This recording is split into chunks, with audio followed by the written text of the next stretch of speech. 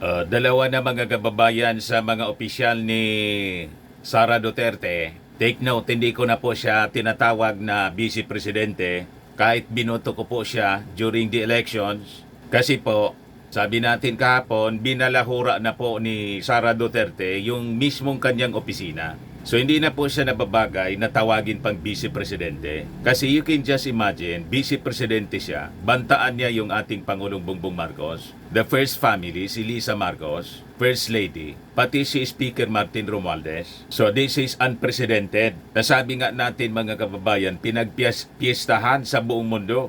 Pero si Sara Duterte, may lakas pa ng loob na magsabi sa Congress na napapahiya na niya tayo. Referring to Congress investigation, pinapalabas pa ni Sara Duterte mga kababayan na nagiging kahiya-iya ang Pilipinas dahil po sa Congress. Na ang reality po, naging kahiya-iya ang Pilipinas kung napahiya man ang Pilipinas ngayon. Pinagchichismisan sa buong mundo kung nasa katinoan pa, tamang katinoan pa po mga kababayan, ang Vice Presidente ng Pilipinas matapos na pagbantaan ang ating Pangulong Bongbong Marcos sabihing may kinontrata na siyang assassin para patayin yung ating Pangulo, si Lisa Marcos at si Speaker Martin. Ngayon, yung mga opisyal ni Inday, dalawa na sa opisyal ni Inday mga kababayan ang itinakbo sa ospital for medical emergency.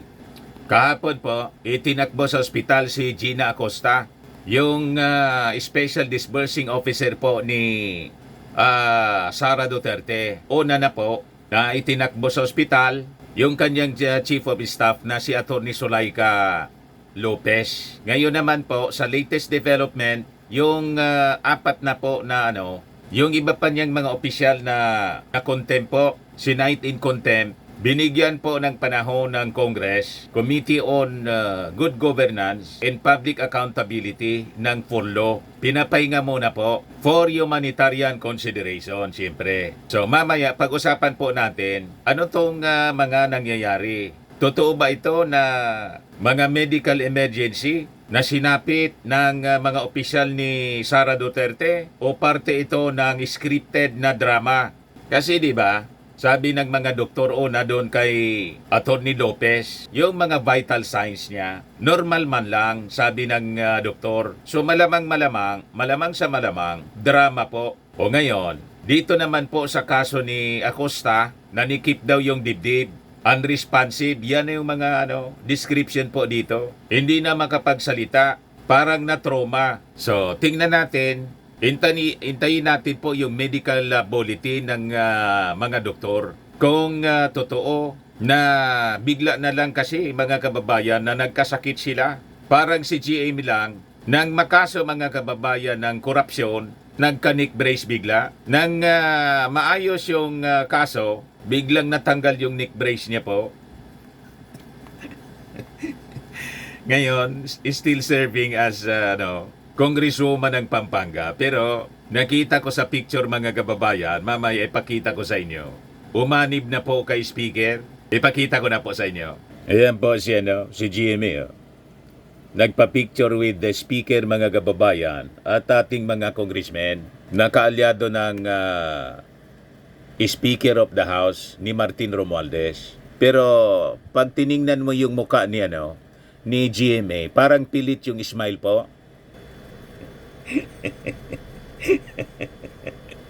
Parang hindi mapagkakatiwalaan yung smile niya. Ibang aura yung pinapakita. Parang may hawak na punyal sa likod.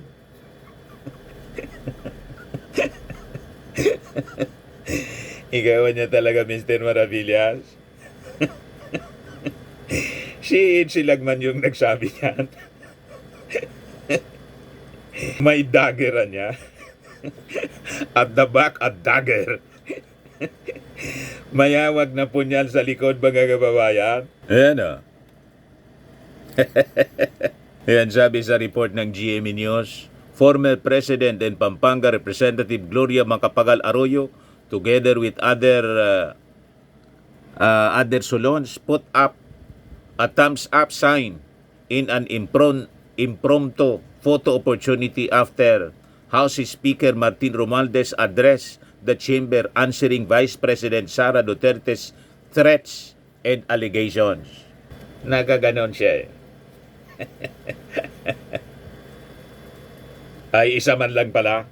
Yung isang kamay niya, baka nasa likod yung isang kamay po, may hawak na punyal.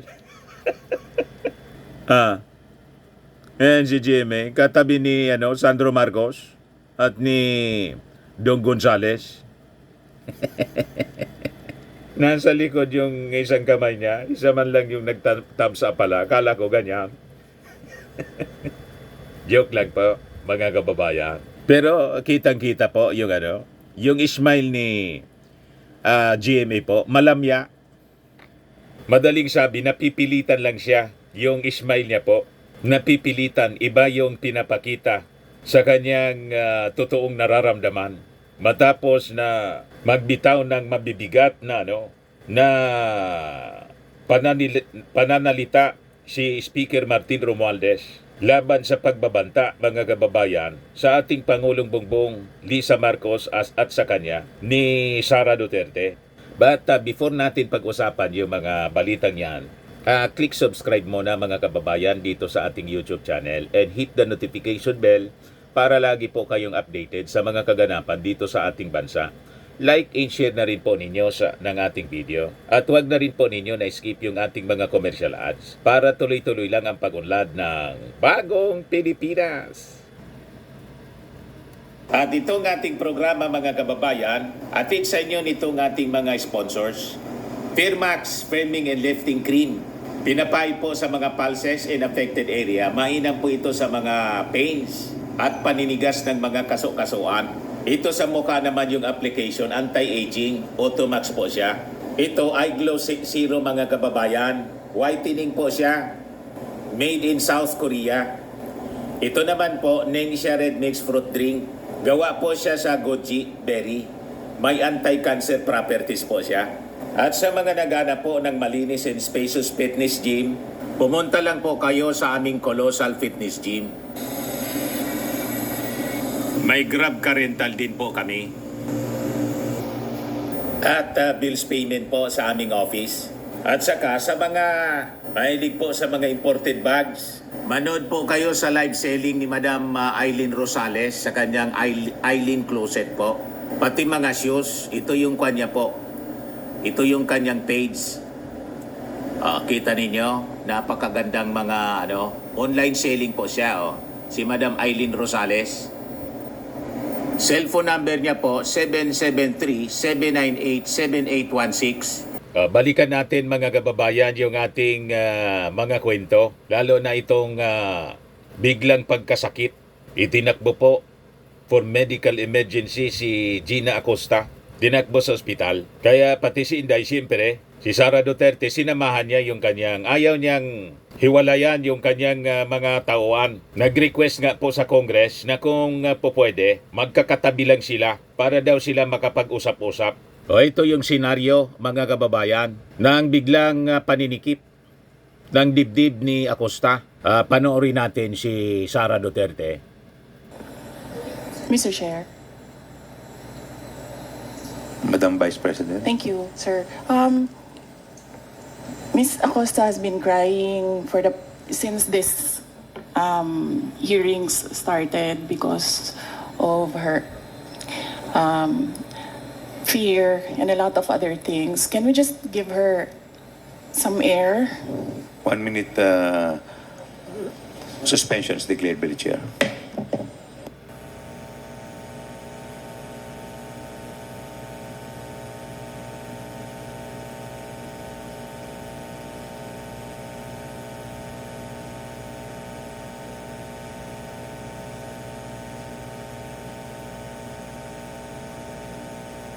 Tingin ninyo.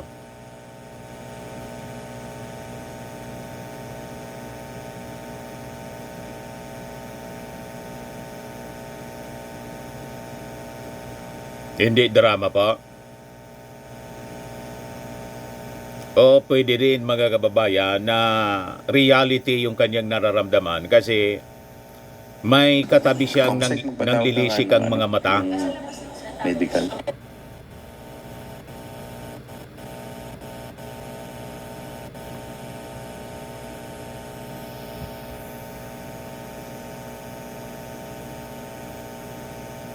Tingin ninyo po, sino ang kinatatakutan kaya naninikip ang dibdib ni Gina Acosta?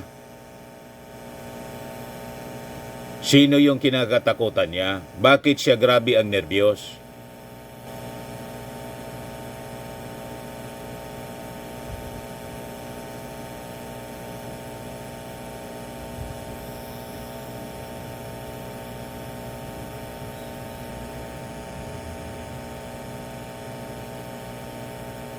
Sigang inom niya ng tubig, mga kababayan.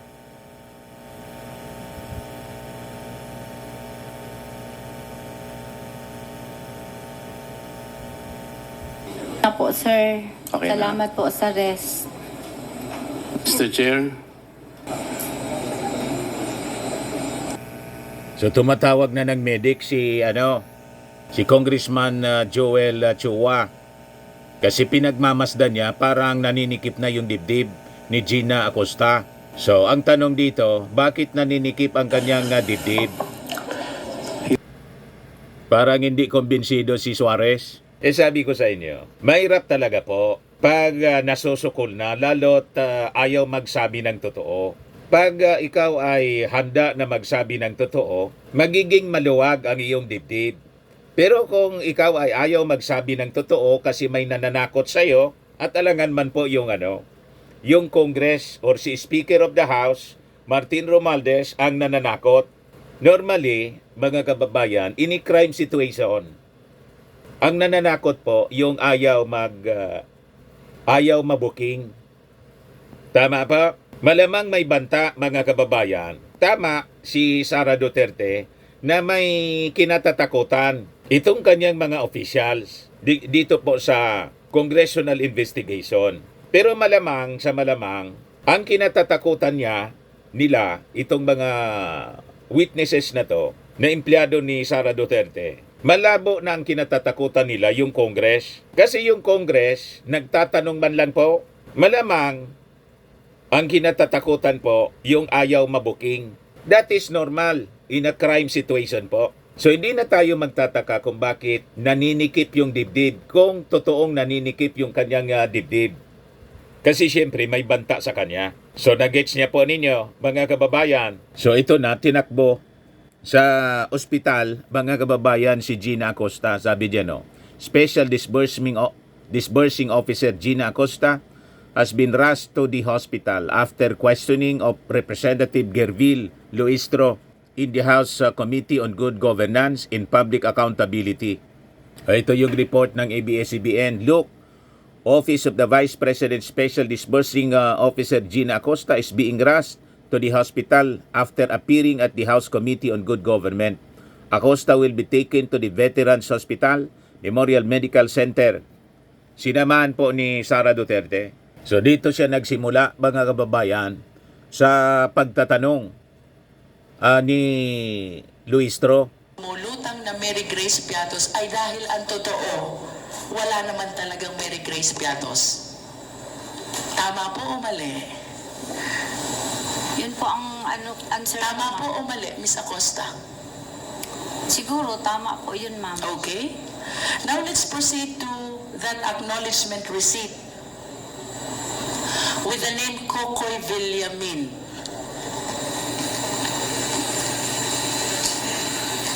Sino po si Kokoy Villamin? Ganun pa rin, ma'am. Di ko po siya kilala. Secretariat, please flash again the AR.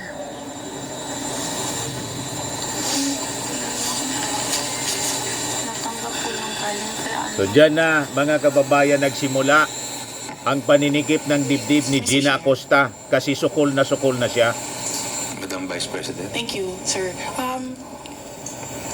Miss Acosta has been crying since this hearings started because of her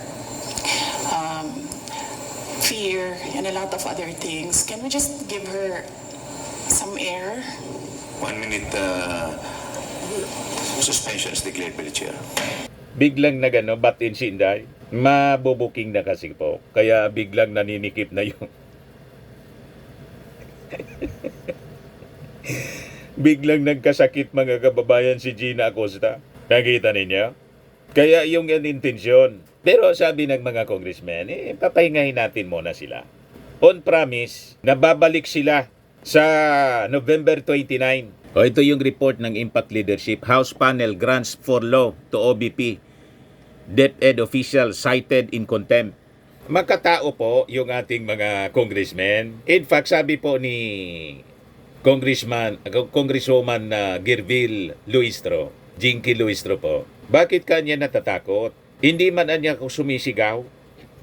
Malumanay, mga kababayan, yung pagtatanong. So walang intimidation on the part of Congress. Kaya lang siyempre, sukol na po. Kaya biglang nag-butt-in si Inday. Biglang nanikip yung dibdib ni Acosta. Dati tinakbo nga po sa ospital. So sabi dito, the House Committee on Good Government and Public Accountability granted for law to Office of the Vice President Special Disbursing Officer Gina Acosta, OBP Assistant Chief of Staff and Bids and Awards Committee Chairperson Limuel Ontorio, former Department of Education Assistant Secretary Sunshine Fajarda, and former DepEd Special Disbursing Officer Edward Fajarda, following their attendance at the hearing kahapon po.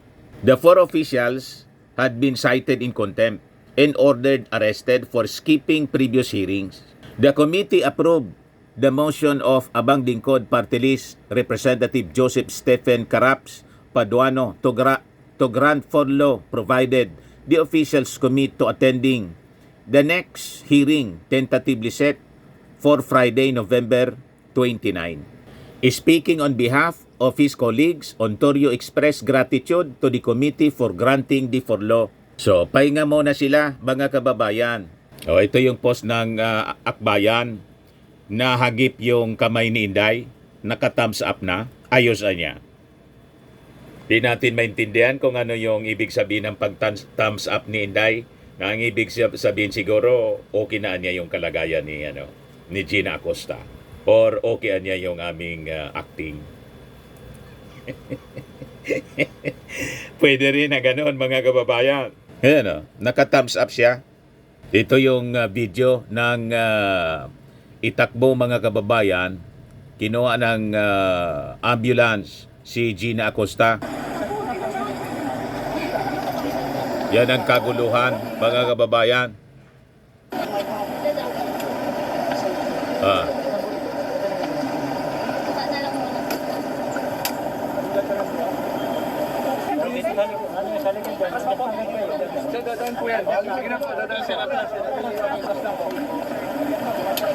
Kami lapit, sir. Baka may kuha na kami.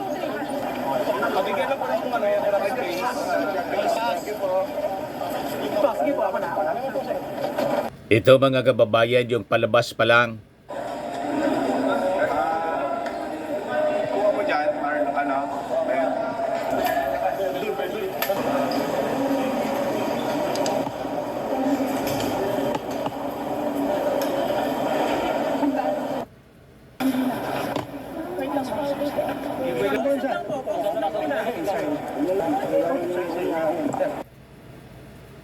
Pwedeng totoo ang nangyari po o pwedeng parte ng script, parte ng drama para hindi makapagsabi ng totoo. Pwede rin yung takot, mga kababayan, ni Gina Acosta ay totoo. Pero malabo na ang manakot sa kanya yung Congress. Kasi sabi ko nga, mga kababayan, in a crime situation, ang usual na kinatatakutan, ang may rason na magbanta, yung ayaw po na mabuking. Tama po, mga kababayan, yung ating analysis? Sino dito sa mga karakter sa drama ang ayaw mabuking? Na may rason na magbanta, mga kababayan, sa mga witnesses or sa mga resource persons. Yan na lang po, mga kababayan, ang pag-isipan natin. Pero kahit hindi mo pag-isipan, sabi nga po, alams na. Tagumpay po, thumbs up, success. Tama. Hindi nakapagsalita ng buo para maisiwalat yung katotohanan, mga kababayan, kung paano nalunok yung confidential funds. 125 million confidential funds.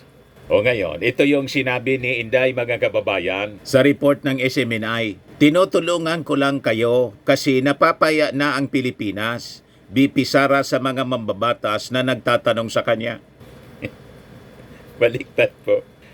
Ang ginagawa po ng ang ginagawa ng Congress na alamin ang katotohanan sa paggastos ng pondo ng gobyerno ay hindi man kahiya-hiya sa buong mundo. And in fact, magiging proud pa nga ang buong mundo kasi we have a Congress na hindi tulad ng Senado. Remember yung Senado? Nag-imbestiga sa AJK. Ang nagpa-imbestiga, sangkot po sa AJK. Sinasangkot sa AJK. Yun ang kahiya-hiya sa buong mundo. It is a shame to the whole world. Imagine, iniimbestigahan mo yung sarili. Pero yung Congress po, patas. Makikita man po ninyo sa mga proceedings. Napaka-fair po ng ating Quadcom, napaka-fair po ng Committee on Good Governance and Public Accountability. Nakita ninyo, binigyan ng full law yung mga resource persons para makapagpahinga sila.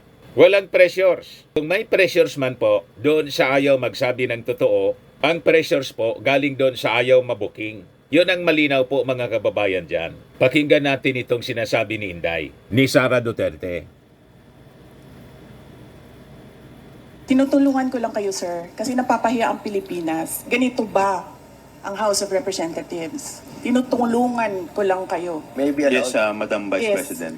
You need to reconsider that extension of your detention. It was illegal in the first place. You asked the President why he accepted the resignation. Do not ask due process.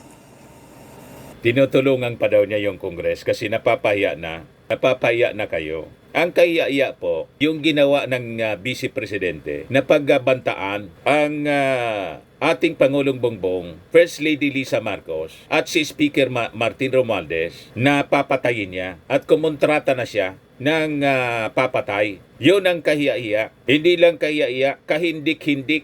Kaya nga po, isasamo na siya ng National Bureau of Investigation. Yan yung nangyari mga kababayan sa press con kahapon ng Department of Justice. At sabi ng ating Pangulong Bongbong Marcos, hindi niya ito palalampasin. Ganon din mga kababayan ang sinabi ni Speaker Martin Romualdez. Pinagpiestahan po tayo sa buong mundo. Lahat ng mga malalaking news organization including Reuters, Time Magazine. Ayan po, top stories po siya. Hindi lang dito sa atin. Reuters, CNN, Al Jazeera, lahat yan ang balita nila. Philippine Marcos vows to fight back after strange BP assassination threat. CNN, Philippine Vice President says she would have Marcos assassinated if she is killed. Al Jazeera, Philippines Marcos vows to fight troubling threat of BP Sara Duterte. Yan pinagpiestahan po. Bloomberg, what is the assassination threat shaking Philippines? NBC News, Philippines BP's death threat against President. Yan AP, the Philippines Vice President publicly threatens to have President Marcos assassinated. Yan Nikki Asia, Duterte's threat to assassinate Marcos, a national security threat. CBS News, Philippine Vice President publicly threatens to have assassinated President Marcos. Pati Time Magazine po, pinick up na po with 100 million subscribers po ang Time Magazine. Pinick up po yung kwento sa pagbabanta ni Sara Duterte sa ating Pangulong Bongbong, First Lady Lisa Marcos at saka kay Speaker Martin Romualdez. Tapos sasabihin ni Inday, napapaya na yung Pilipinas dahil sa kagagawa ng Kongreso. Baliktad po ang katotohanan. O ngayon, sinabi pa ni Sara Duterte mga kababayan, bumuelta sa naging pahayag ng ating Pangulong Bongbong. Ayan BP Sara fires back, tags Marcoses in Ninoy assassination. Ito po siya, mga kababayan. Na kung ganun po kung kadali magplano pagpatay sa isang presidente, paano pa kaya sa pangkaraniwan ng mamamayan? Kung ganyang kriminal na pagtatangka, hindi dapat pinapapit ang paas. Yan ay aking papalagad, sabi ni PBBM. Oo. Diba? Pumalag nga yung buong bayan nung pinatay ng pamilya nila si Benigno Aquino Jr. Ma'am, sasabihin na raw kayo ng NBI? I would gladly answer yung gusto nilang mga tanong na ipasagot. Pero dapat sumagot din sila sa mga tanong ko sa kanila. Mag-uusap na lang kami doon pag nandiyan na yung subpoena.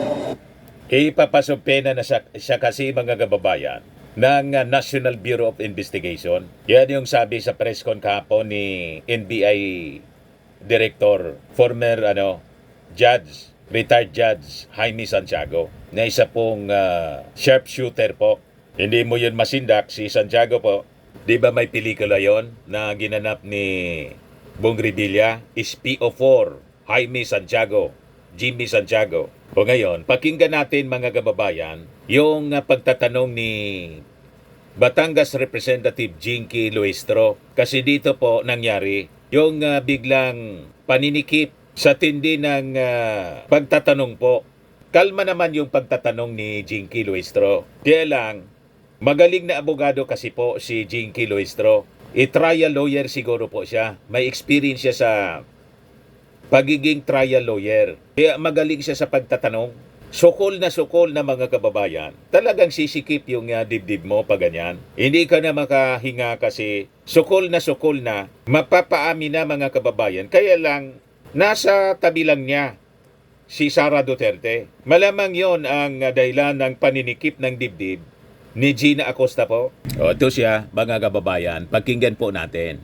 1996 sa Sangguniang Panglungsod po. Then after 3 years, nalipat po ako sa City Hall of Davao. 1996, you were working at the Sangguniang Panglungsod. Opo, ma'am. Who was your vice mayor during that time? Si Vice Mayor Lois Bonggoyan po. So that was 1996. After this, what was next? Nandoon pa ako sa Sangguniang Panglungsod, and then nag-apply ako ng promotion na ilipat pa ako sa City Hall of Davao, yun sa City Budget Office. And then after City Budget Office po, anong tawag? If I may interrupt, ma'am, while you were at the City Budget Office, sino po ang ating local chief executive or mayor? Si Ma'am Inday Sara Duterte po. And after the City Budget Office, you were saying you were transferred? Naano lang ako, ma'am, ano yung tawag nun?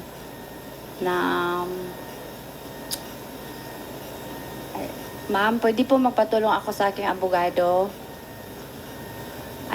Mr. Chair, can we please inform our resource person that the participation of the lawyers is limited only to assisting? Legal advice. Hindi na transfer na details po ako sa City Administrator's Office. Details po, ma'am. From City Budget Office to City Administrator's Office, were there other positions in the LGU Davao that you assumed? May iba pa po ba kayong naging trabaho after the City Budget Office and the City Administrator's Office? Ako po ang SDO po. SDO po ng? Ng confidential din po. Are you referring to LGU of Davao City? Yes po. You are saying that you were the Special Disbursing Officer of Davao City Confidential Fund. Yes po. Can you please enlighten us, ano pong inclusive period ng City Budget Office? As far as you can recall. Yung na-employ po ako sa City Budget Office, ma'am. 1996. Inclusive period, ma'am. From what year to what year? Di ko naman maalala, ma'am. Sorry po, ma'am. Okay. How about the Administrator's Office? Can you still recall? Yes po, 20...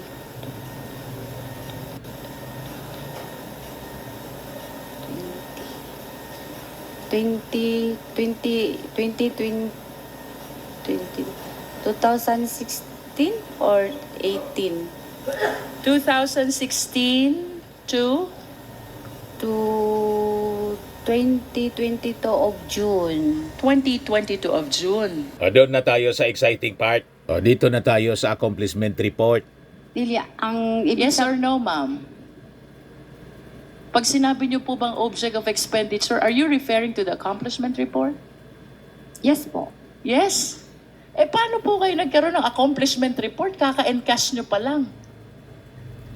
Yun po ang binigay niya sa akin, ma'am. Kasi yung pong mga identified na object of expenditures, yan po ang ginagawa niya doon sa Gawa-gawa lang talaga po. pag-implement po ng confidential I programs understand, and Ms. design. Acosta. Kaka-encash pa But lang, if may you will accomplishment tell us report na.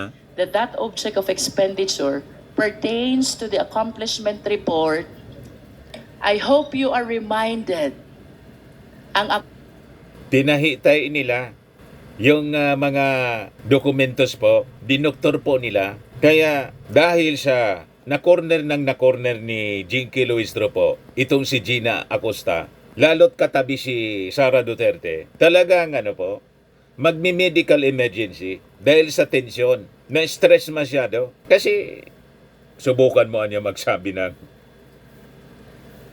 di ba, katabi niya si Inday. Pag nilaglag niya doon si Inday, mga kababayan, baka maghalo ang balat sa tinalupan. Baka magwala na doon, mga kababayan, si Sara Duterte. Kaya makikita ninyo, tensyonado itong si Gina Acosta habang tinatanong po ni Luistro. accomplishment report po ay saka ginagawa kapag fully implemented na lahat ng programs. Now, this brings us to a bigger question. Yun. Kaka-encash nyo lang? May accomplishment report na agad kayo? How can this be possible, Ms. Acosta? Hindi pa po yung final na accomplishment report, ma'am. Ang basis ko So, lang po yun kung magkano po Ilang ang klase i-release ho ko sa bang kanya. accomplishment report tayo meron? Isang final at isang hindi final? Is that what you want to tell us? Yung binigay po niya sa akin is for me lang po at sa kanya. Para lang sa aming dalawa, ma'am. Hindi po yun yung final na accomplishment report after the implementation of the program under confidential funds po. Okay, if you are saying that this is not yet final, then walk us through, enlighten us, narrate to us, ano ho bang pagkakaiba nung sinasabi niyong hindi final Hindi na doon mapalagay sa po. final? Ang amount Tensyonado po, na ma'am. siya. Amount. Yes po, ma'am. Okay, can you please be specific? Because we have here an accomplishment report for the last quarter of 2022. And since kayo naman po ang gumawa nito, and you prepared already for this hearing, I suppose, you are aware by heart kung anong laman ng accomplishment report na ito. Ano pong pagkakaiba nung hindi final sa final? Yung amount po, ma'am. Example, yung payment of rewards. Okay? Tapos, yung... Ano po yung hindi final na amount? Yung amount... Okay, to guide Miss Acosta, Secretariat, can we please flash the accomplishment report for the last quarter of 2022? Be generous enough to share it with us. Wala po akong dala ngayon, ma'am. Yes, but for the next hearing, will you be willing to submit it to the committee? Yes po. Yes. Okay. Miss Acosta, we have here the final, I suppose, because this was provided by the COA, accomplishment report for the last quarter of 2022. Ang sabi niyo po, sa amount lang kayo nagkakaiba. Yes po. Can you enlighten us? Bakit po nagkakaroon ng disparity sa amount? Kasi po, example po yung payment of rewards, ma'am. Ang nilagay, hindi ako makakita. Secretariat, can we provide instead a copy? You were pertaining to payment of reward. Ang nakalagay po dyan is 10 million. Yes, ma'am. Ano po bang nakalagay doon sa hindi final? Ang nilagay lang po niya doon is 8 million po. Okay. How about the purchase of information? So far, 8 million. Sa hindi final, 8 million. Sa final, 10 million. Ibig sabihin, ang kopit po, 2 million. Di ba? In words, mga kababayan, baka yung 8 million pa, yung pinagbigyan po, mga ghost beneficiaries, tulad po ng si Mary Grace Piatos at Kokoy Villamin. Nagis na niyo kung ano ang rason, ang source ng paninikip ng dibdib at paghimatay ni Gina Acosta sa intense questioning ng Congress at yung ayaw mabuking mga kababayan nasa katabing upuan lang niya.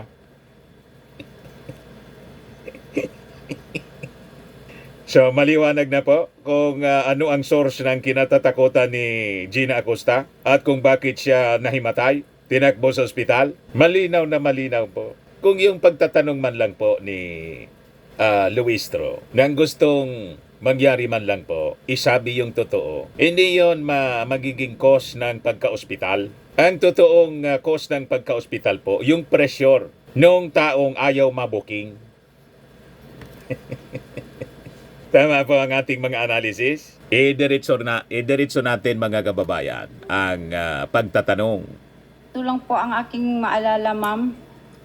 Ma-confirm ko sa iyo na 8,000 lang po ang proposed object of expenditure na binigay sa akin ni Sir La Chica. Ms. Acosta, 8,000, hindi ba 8 with million? your object of expenditure, would you confirm with me na kung anong items ang nakasulat sa object of expenditure, Nagkamali-mali yun din po ang na. nakasulat dito sa accomplishment report. The only difference is with respect to the amount. Tama ho ba? Tama po. Tama. At ang inyo pong sinusunod ay yung object of expenditure na binibigay sa inyo ni Colonel La Chica. Tama din po? For releasing po. For releasing. Opo. But nevertheless, who prepared the object of expenditure? Si Sir La Chica po, ma'am. Sir La Chica. Kung si Sir La Chica po ang gumagawa ng object of expenditure at yun po ang sinusundan nyo sa pagre-release ng confidential fund, tama po bang sabihin na si Colonel La Chica ang nasusunod sa preparation ng accomplishment report? Yes po. Pag binigay niya sa akin ang final na accomplishment report po niya, ma'am, after po, maubos na ang pera at na-implement na niya lahat ng maayos ang activities. I will remind you of your answer, Ms. Acosta. Ang sabi niyo po, si Colonel La Chica ang nasusunod sa preparation ng accomplishment report. Tama po? Yes po, ma'am. Okay. Si Colonel I La wish to Chica, direct your katabi din niya. attention to Nandyan the sa harap left niya. bottom portion of this accomplishment report. It says, prepared by Special Disbursing Officer Gina F. Acosta. Yes po. Is this not contradictory to what you Pirmado said ni Inday. na ang nasusunod ay si Colonel La Chica? Gibase, pag final ko nito, ma'am, gibase ko po to sa binigay ni Sir La Chica na final accomplishment report. So, kinokopya ko lang po. Ibig sabihin, kayo po ay tagagawa lamang ni Colonel La Chica. Hindi naman po. So ano pong ibig sabihin nyo? Na ang sinusundan nyo ay kung anong gustong ipalagay dito sa accomplishment report, which is based on the object of expenditures provided by Colonel La Chica. Ang nilagay po niya sa object of expenditures po, ma'am, ay in connection na po sa aming prepare ng financial and physical plan po. Kasi kasama ko po siya paggawa ng financial and physical plan. Financial and physical plan. Sino po bang gumagawa ng financial and physical plan? Ang nagdra-draft po, ang nag-prepare ako po at si Sir La Chica. Okay. Ano po ba ang trabaho ni Colonel La Chica? Malapit na po akong malito. Malapit ko na pong isipin ang disbursing officer ay si Colonel La Chica. Hindi po. What is the designation of Colonel La Chica, please? Siya po ang aming security officer. And a security officer, ano ho bang trabaho ni Colonel La Chica? Is it her job to prepare the financial plan? Hindi po. Is Siya- it her job to prepare the accomplishment report?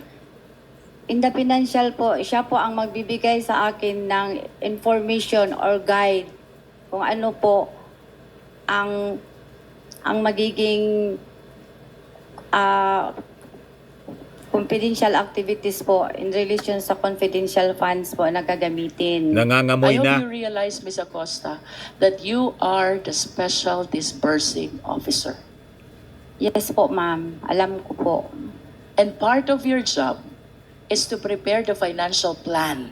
Yes po. As a matter of fact, the financial plan does not bear at all the signature or the name of Colonel La Chica. Correct. Yes po, pero sa kanya po ako humingi ng inputs or information with regards to the implementation of all the projects included under confidential funds po. If you're asking for the possible program, subject of expenditure, is it correct to say that you are soliciting some information only and not necessarily the one working with you in the preparation of financial plan? Magkaiba po yon. Ang hiningi po, Parang nagtitremble na po siya sa kanya, ma'am, is Grabe na nervyos. ano po, mga inputs po Rattled na, or guidance confused. in preparation for the financial plan, especially related po sa confidential activities po. Ms. Acosta, do you understand your job as a special disbursing officer? Yes, ma'am. This is very significant job Yes, ma'am. because it entails so much trust and confidence. Yes po. Because you are the one in charge of taking custody of the huge amount of money. Tama? Yes, ma'am. As a matter of fact, to ensure the fidelity of this money, nire-require pa kayo ng fidelity fund, bond. Ban. Tama po ba? Yes, ma'am. Then why do you keep on pointing to Colonel La Chica? Kasi siya po ang may alam kung i-implement na po yung mga project under confidential plan funds. Who will be responsible in case this money is misappropriated? Who will be responsible in case this money is lost? Who will be responsible in case this money went to the wrong person? Sino po ba ang magiging responsable? Ako po. Because you are the special disbursing officer and not Colonel La Chica. Yes Correct. po. Let's go back to the question. Matindi si Luis 125 Tro. million po yun. You were saying, ang object of expenditure is similar to the accomplishment report. The only difference is the amount. Yes, ma'am. Enlighten us. Ano ang laman ng object expenditure totaling to 125 million, reason why you fully turned over the entire amount? Ang laman po ng binigay niya sa akin ng object of expenditures ay yun pong pamaraan kung ano ang ginagawa niya. Can we please be specific? We're talking of huge amount of money, Ms. Acosta. This is 125 million. Of course, you realize the significance of this amount. And being the special disbursing officer, hindi mo ito basta ita-turn over kung hindi mo nakikita na well-tallied yung object of expenditure that you are referring to. Tama Correct. ba? Yes, ma'am. Pero may information na po ako na pag natanggap ko ang pera, ibigay ko po sa security officer namin. Even without the object of expenditure? Meron po. Okay, let's go back to your object of expenditure. Kasi ako, Ms. Acosta, if I am the custodian of 125 million and I was directed to turn over this to a certain person, I will be very careful to make sure that whatever's in the list Correct. tally to the entire amount of 125 million. Now tell us, ano ang laman ng object of expenditure? Ang laman po ng object of expenditures ay yun pong mga expected expenses sa pagpatupad po ng confidential activities. I know. Can you please state the item? Kanina po, ang sabi nyo, purchase of information, payment of reward. Ituloy nyo po yun. You even said that sa payment of reward, hindi nasunod yung 10 million. So magkano po ang nasunod? Ito na po ang accomplishment report na final, ma'am, yung gi-attach ko po sa liquidation report. Okay. So, are you changing your answer now? Kasi kanina po ang sabi nyo, object expenditure is not yet final. Accomplishment report is final. Yes po. Yes po. So, are you Iba po referring sila. to two different documents, object expenditure and accomplishment report? Yes po, yan po ang Dalawa. gusto kong iparating po. And you were saying, ito na nga po yun. Ano bang ibig sabihin when you said, ito na nga po yun? What do you mean by that? Ang binigay po sa akin ni Sir La Chica, hindi po ganito ang forma, ma'am. Simple lang po, ma'am. Okay. Para basis po ng aking release ng pera Let me para go sa back kanya, to your ma'am. answer a while ago. Ang sabi niyo po kanina, Ms. Acosta, parehas ang items, the only difference is the amount. Opo, pero hindi po ganito, ma'am. Simple lang po, ma'am. Yes, enlighten us. Magkano ang nakalagay sa purchase of information?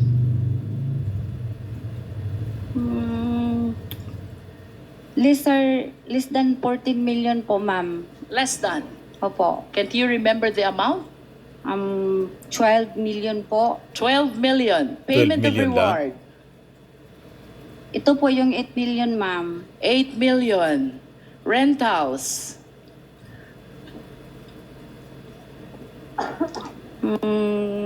Rentals of safe houses. Ito po ang malaki, ma'am. How much? Ito na po ang amount na nabigay niya sa akin doon sa kanyang How much, Ms. Acosta? 16 million po. 16. Opo. Purchase of supplies. Malaki po ito, ma'am. Nagiging 37 po. 37. Payment of incentives. No. Provision of medical and food aid. Hindi ko na to maalala, ma'am. I'm 35. sorry po, ma'am. Basta Hindi yung mo maalala. Basta yung tinali Payment po. of incentive. 11 po. 11.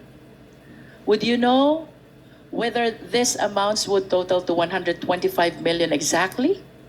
Yes, ma'am. Gitotal ko po yun, ma'am. 120 million po. You were able to check if the items and the amounts provided in the object of expenditure total to 125 million. You checked that?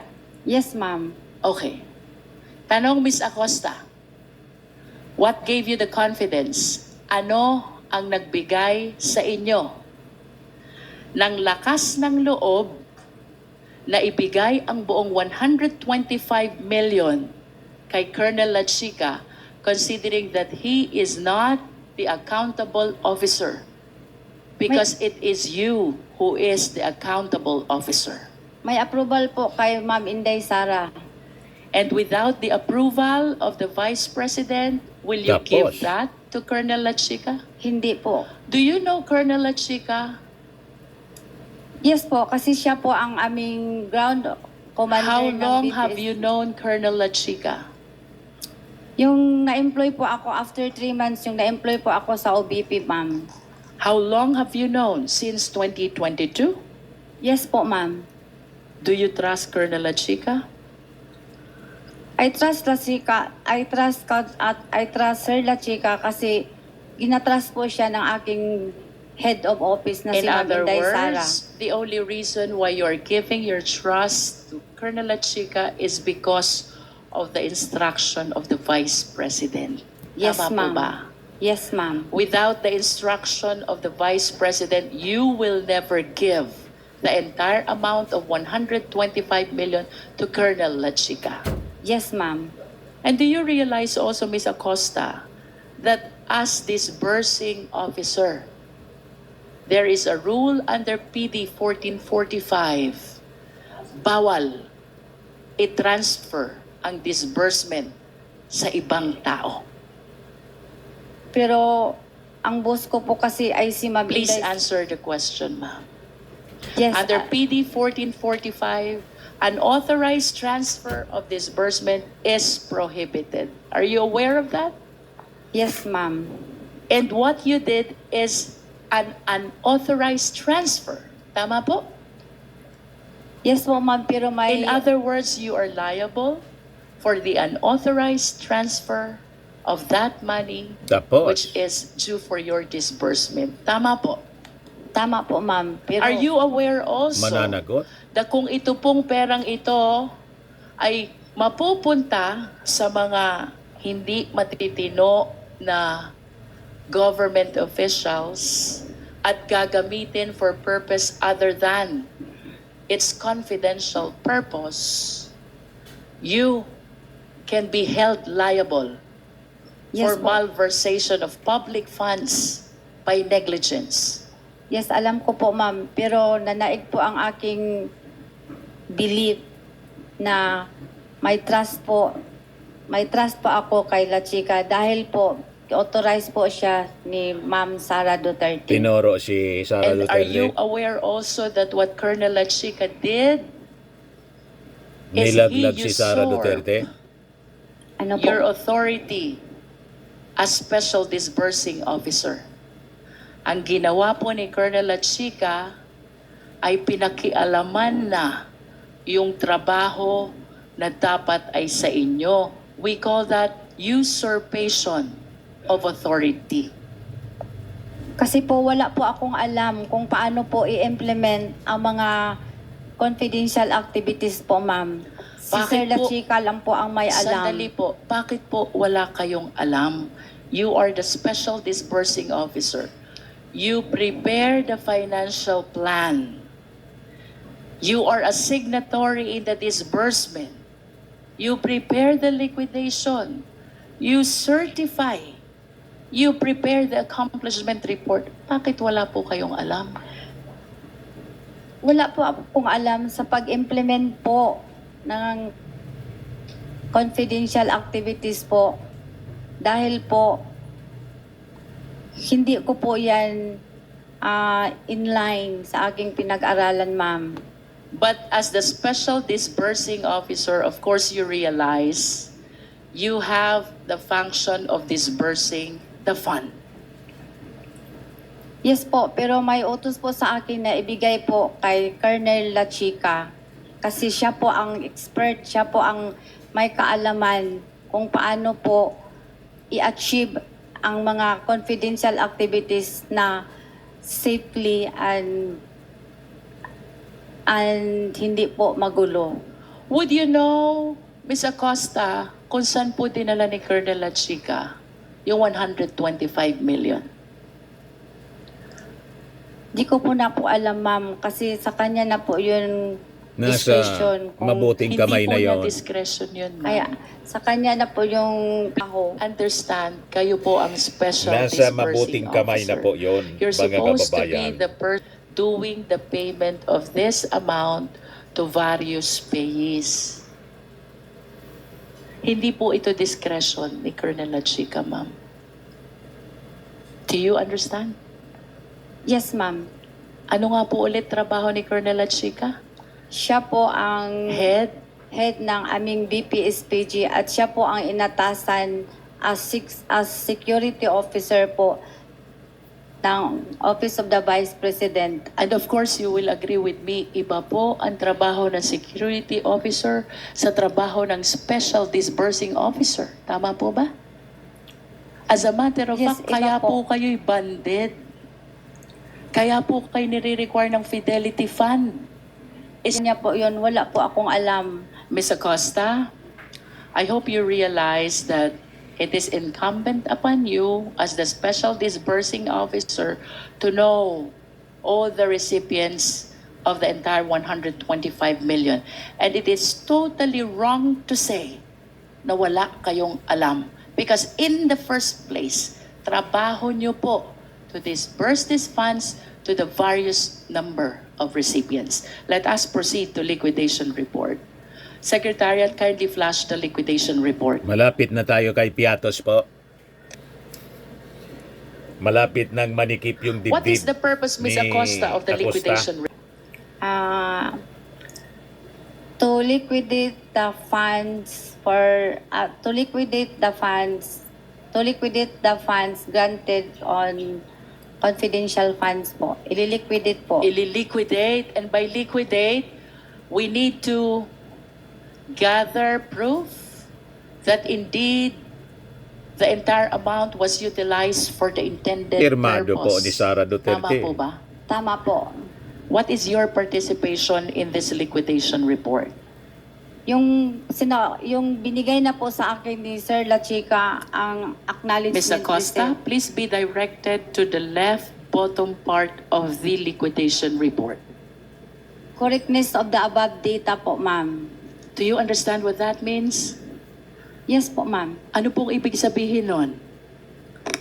Na ang pundo po ay nagamit ng maayos sa pamagitan po ng pagkuha ng mga acknowledgement receipt po na galing po kay Sir La Chica. You mentioned about acknowledgement receipts. Pag-usapan po natin yan. As a special disbursing officer, part of your job is to certify the correctness of the above data, and that includes the acknowledgement receipts that you mentioned. You agree? Yes, ma'am. Okay. Based on examination, Ms. Acosta, mayroong 700 na acknowledgement receipts. May signature, pero walang printed name. In other words, we could not hold anyone accountable for the given amounts. What can you say about that? 700 mahigit na acknowledgement receipts, may signature, pero walang printed name, so you cannot tell who the recipient really is. Do you Matindi. think, given that situation, you certify the correctness of the data? Kasi Yes or no? Yes, ma'am. And do you believe that that is correct? Hindi Yes. mo alam kung sino ang recipient?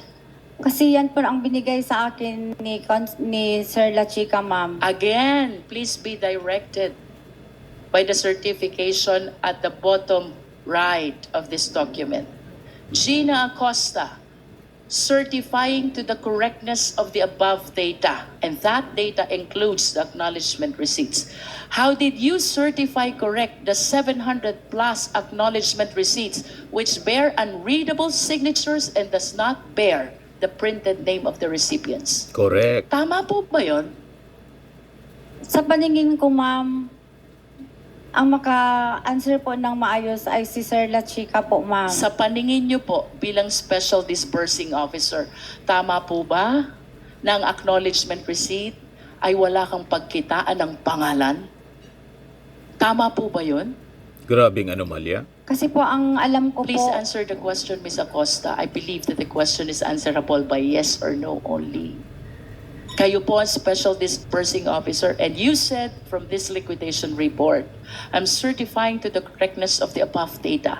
700 plus acknowledgement receipts with signature, unreadable, and without printed name.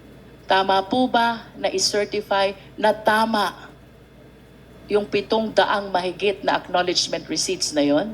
Tama po o mali? tama po, ma'am. Tama? Yes po, ma'am. Kahit wala pong pangalan? Kasi po, ang makasagot po niyan ng maayos, ma'am, pwede po si Sir La Chica. Okay, let's do this by way of hypothetical question. Kayo po ang accountable disbursing officer. Ibig sabihin, kayo po ang may pananagutan sakaling mawala, may mangyaring hindi tama, dito po sa 125 million. I hope you anchor your answer on the fact na kayo po ang mananagot doon sa 125 million as a special disbursing officer. Tama po ba nag-release kayong pera? Tapos yung acknowledgement receipt, walang pangalan ng recipient. Tama po o mali?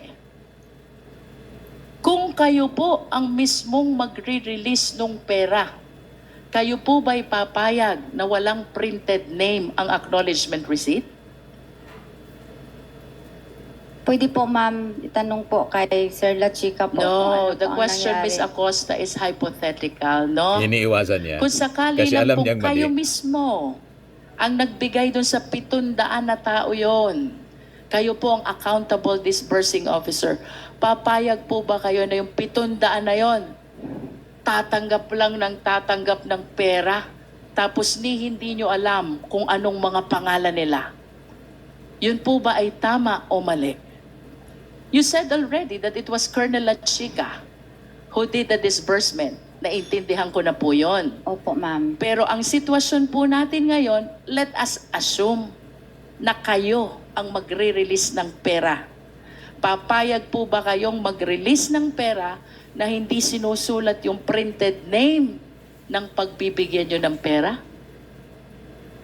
Siguro po, nangyari po yun dahil po sa voluminous na transaction, ma'am. Ms. Acosta, the question is answerable only by tama o mali. We are talking about 700 plus acknowledgement receipts. Corner na May po. signature, walang printed name, walang pagkitaan ng pangalan ng recipients. Kung kayo po ang magre-release nito, papayag po ba kayo na walang printed name ang tumanggap?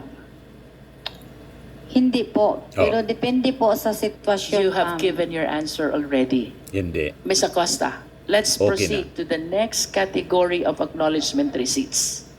Mayroon naman pong 300 plus. May signature, may printed name, pero hindi naman mabasa yung printed name.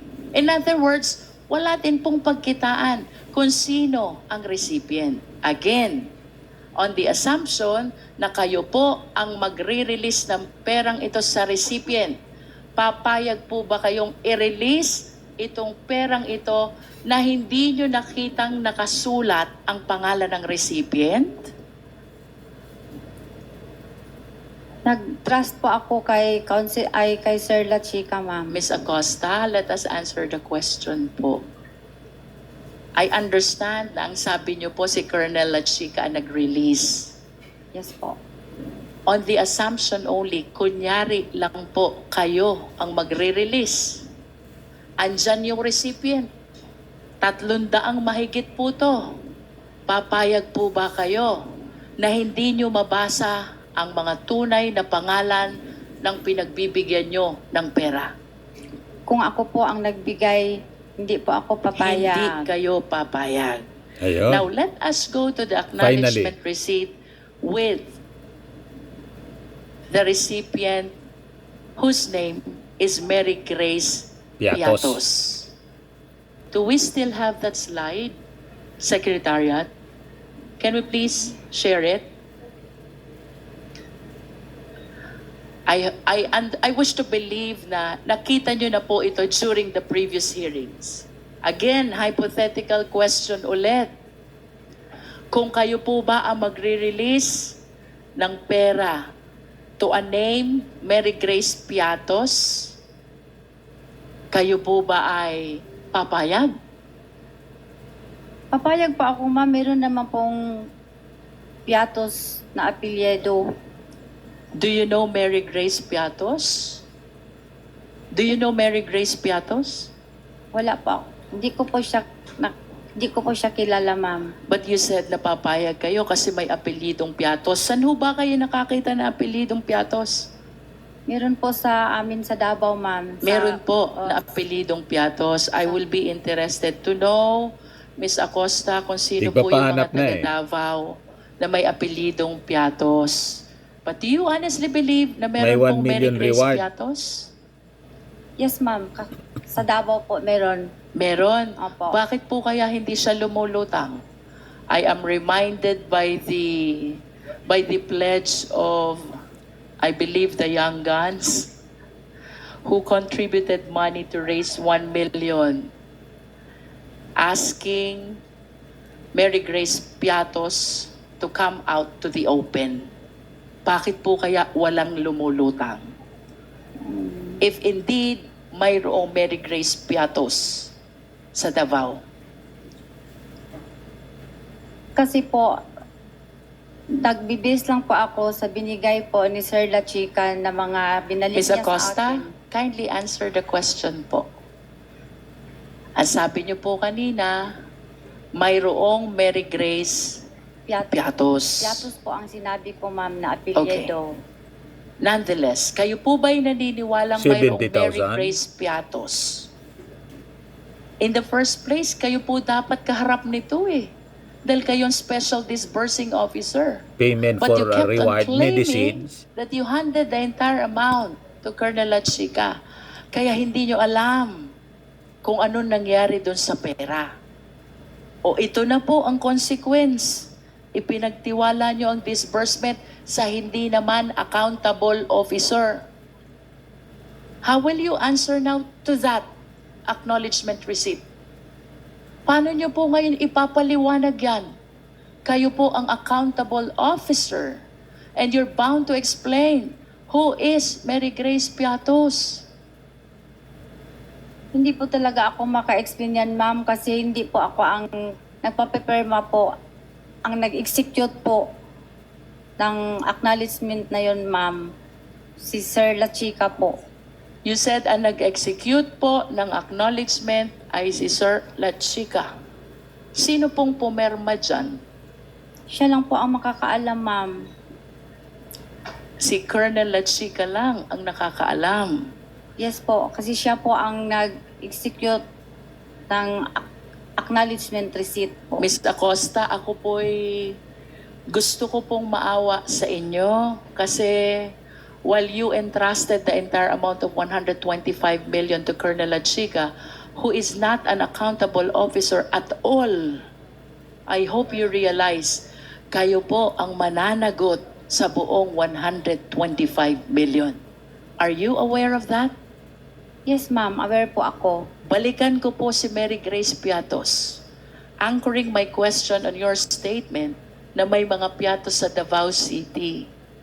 In spite of the pledge of 1 million by Young Guns, kung talaga pong may Mary Grace Piatos, I believe 2 weeks na ang nakaraan, but wala po kayang nagpapakilala na Mary Grace Piatos. Piatos lang po ang sinabi ko, ma'am. Hindi Ano po ako- yun? Piatos lang po na apelyido ang sinabi Yes, ko. but you said that there are Piatoses in Davao City. May mga Piatos sa Davao. Kung hindi nyo man po talaga personally kilala that certain Mary Grace, bakit po kaya walang lumulutang kung talagang may Mary Grace Piatos, magkakaroon ho siya ng 1 milyon na walang kahirap-hirap.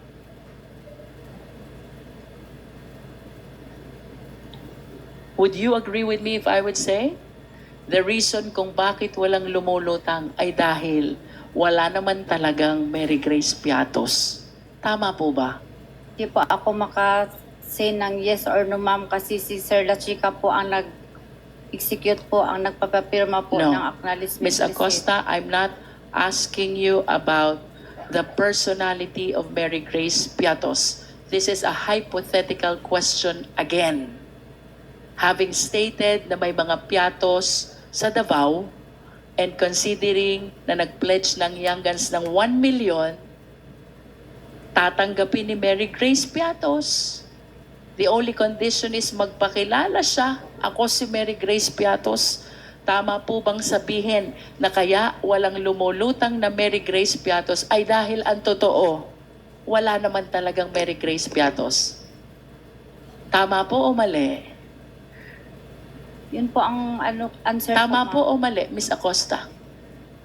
Siguro, tama po yun, ma'am. Okay. Now let's proceed to that acknowledgement receipt Napaamin din. with the name Kokoy Villamin.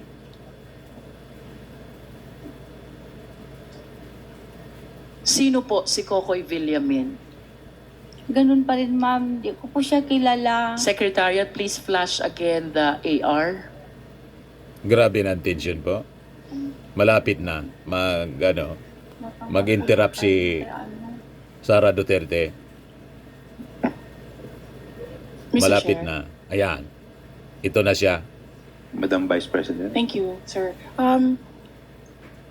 Ms. Acosta has been crying since this hearings started because of her fear and a lot of other things. Can we just give her some air? 1 minute suspension is declared by the chair.